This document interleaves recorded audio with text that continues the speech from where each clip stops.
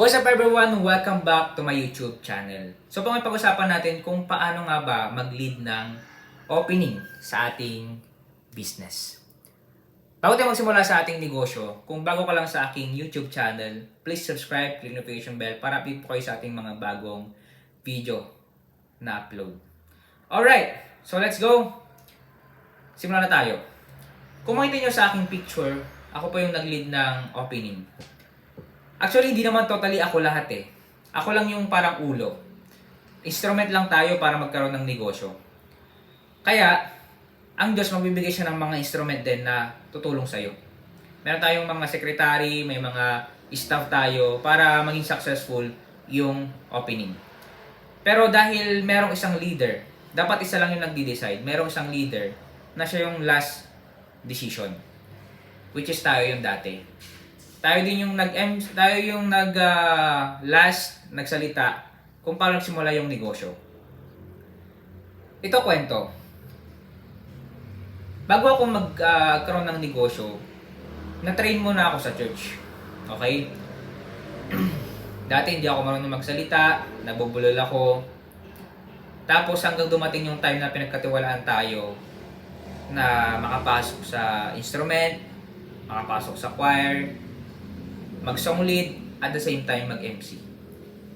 Doon ako natuto kung paano magsalita. Paano ako mag-lead. Naging leader din tayo sa Youth R dati. Kaya na-apply natin sa sarili nating negosyo. Bakit ko nakwento to? Ang gusto kong i-emphasize sa inyo. Excuse me. Ang gusto kong i-emphasize sa inyo na ang Diyos lang ang magbibigay ng power or lakas ng loob para mag-lead ka sa isang institution o kaya naman isang company. Ang church ang ginamit niya para ako ay matuto, paano ako magsalita, paano ako mag-lead. Kaya binabalik ko sa Panginoon yung credit dahil ang Diyos lang ang nagbigay sa akin yan.